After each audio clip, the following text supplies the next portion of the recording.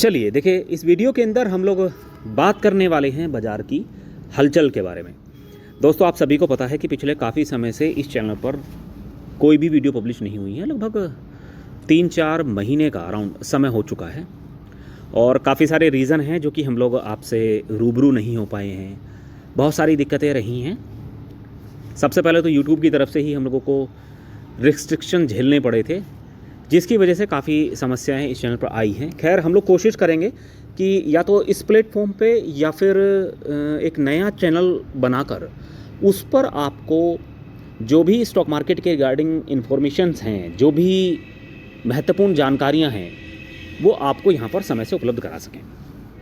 देखिए, सबसे पहले तो आपको एक चीज़ समझनी पड़ेगी कि आप चाहे आज का मार्केट देखें या फिर जब हम लोग लास्ट वीडियो पब्लिश कर रहे थे 4 महीने पहले, तब का अगर आप मार्केट देखेंगे तो बाज़ार के अंदर बहुत बड़े बदलाव आपको देखने को मिले हैं। अगर आप देखेंगे तो निफ्टी 50 का जो लेवल है तब से लेकर अब तक काफ़ी ऊपर आ चुका है।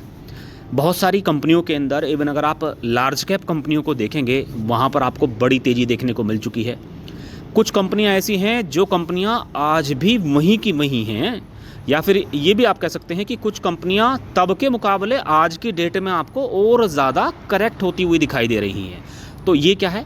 देखिए, ये एक स्टॉक मार्केट का मायाजाल है और ये मायाजाल आज से नहीं है दोस्तों। जब से शेयर बाज़ार शुरू हुआ है तब से आपको ये सारी की सारी चीज़ें देखने को मिल रही हैं। आज कोई कंपनी ऊपर है तो कोई कंपनी के अंदर आपको बड़ी तेज़ी देखने को मिल रही होगी। तो ये हमेशा आपको ऐसे ही देखने को मिलता रहेगा। बाज़ार के अंदर बहुत सारे लोग बड़ा मोटा पैसा बनाते हैं और बाज़ार के अंदर बहुत सारे लोग बड़ा मोटा पैसा खोते भी हैं। बाज़ार के अंदर बहुत सारे लोग बड़ा मोटा पैसा होल्ड करते हैं। तो फिर बाज़ार के अंदर रेगुलर पैसा बनाने का इम्पोर्टेंट मेथड क्या है? देखिए, ये चीज़ें मैंने आपसे ठीक 4 महीने पहले जब इस चैनल पर लास्ट वीडियो पब्लिश कर रहे थे तब भी आपको बताया था कि ये चैनल रहे या ना रहे, लेकिन हमारा जो शेयर बाज़ार के अंदर ज्ञान है, यानी कि जो सीखने की ललक होती है, वो कभी कम नहीं होनी चाहिए।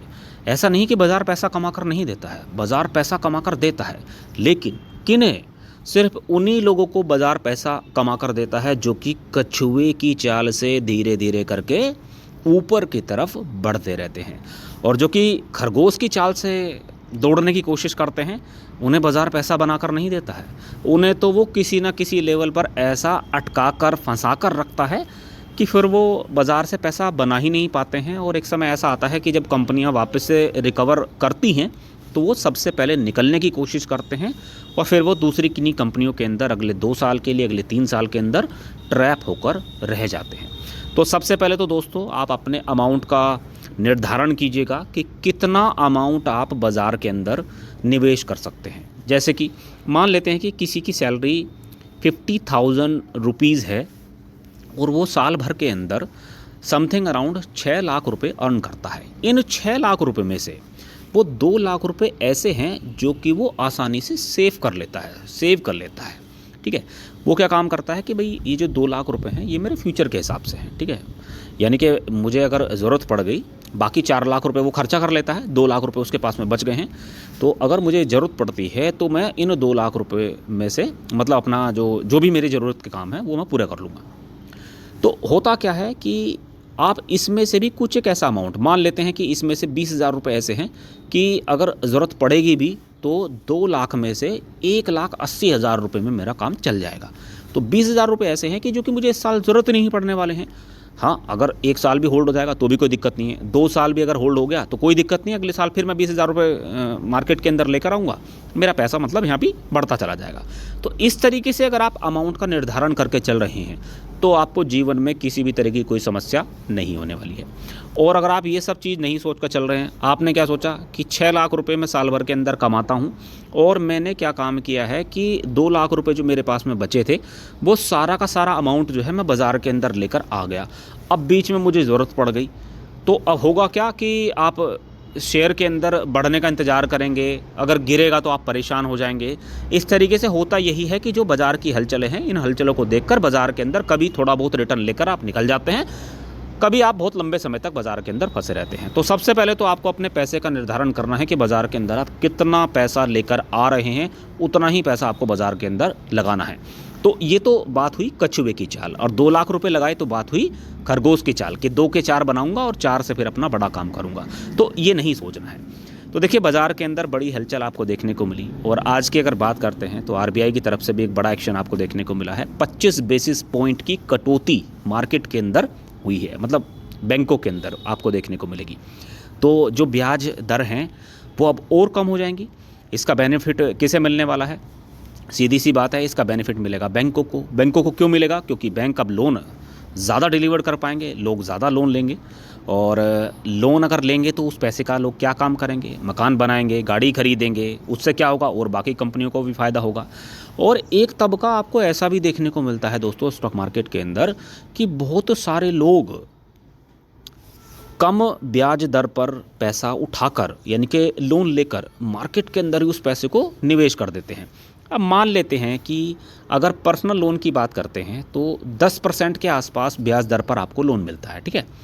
तो अगर 10% के हिसाब से वो पैसा उठाया गया, और अगर आपको अपॉर्चुनिटी मिल रही है कहीं पर 1 साल के अंदर 15% की या फिर 20% के रिटर्न बनाने की, और वो पैसा आपने अगर मार्केट के अंदर लगा दिया, तो वहाँ से आपने कितना कमाया? 15% के रिटर्न।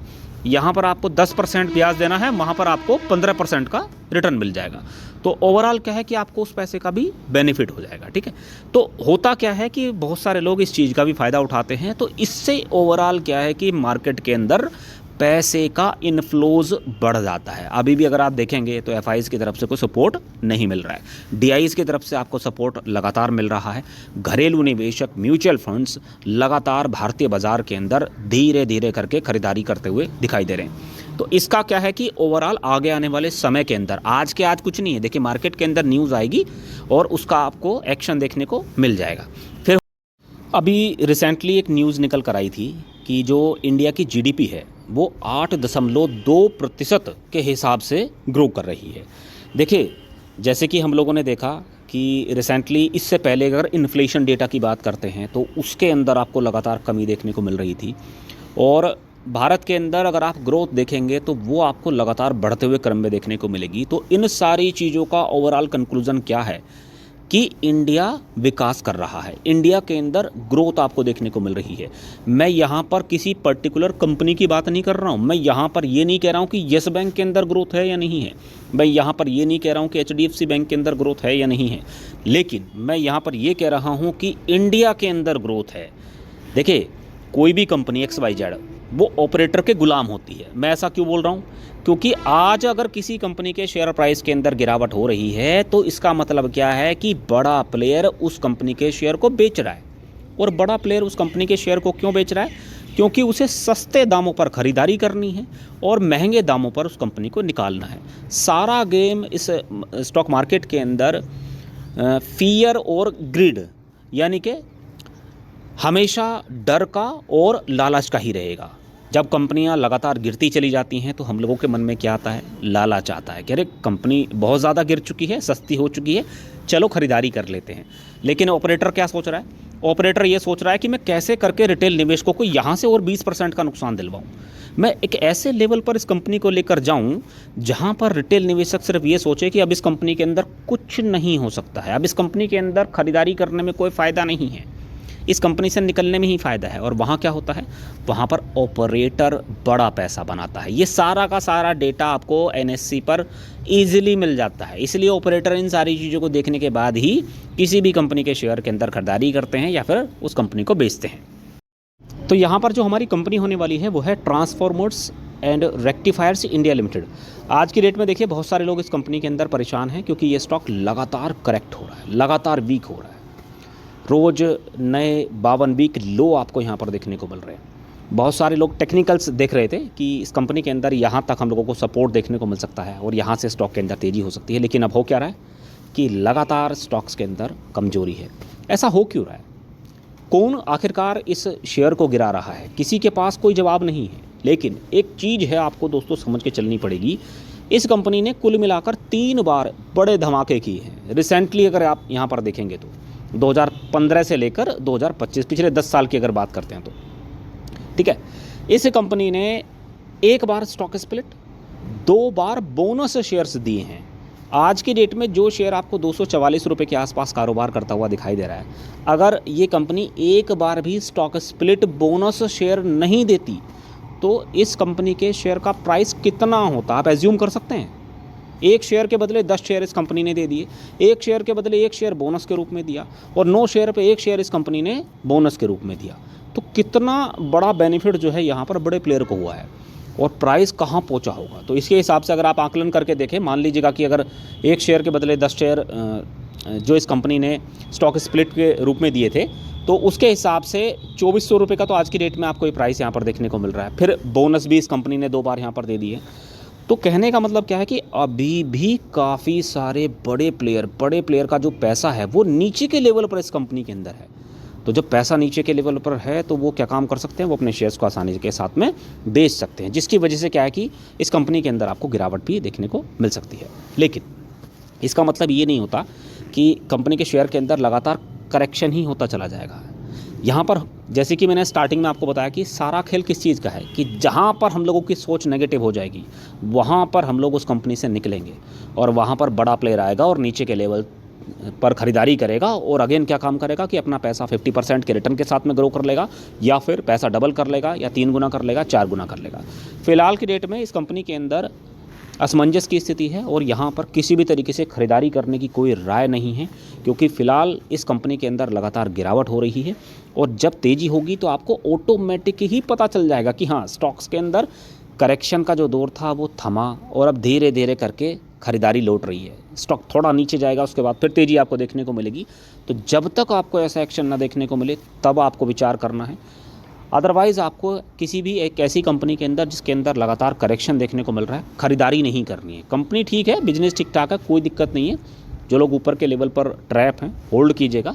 और समय बदलता है, देखिए बाज़ार के अंदर ये चीज़ें होती रहती हैं। आज गिरावटें हैं, कल आपको तेज़ी देखने को मिलती है। दोस्तों, उम्मीद करूँगा कि ये पूरी जानकारी आपको अच्छी लगी होगी। चैनल पर पहली बार आए हैं तो सब्सक्राइब करके रह सकते हैं, साथ में बेल आइकन जरूर हिट कर लीजिएगा। Thank you so much for watching.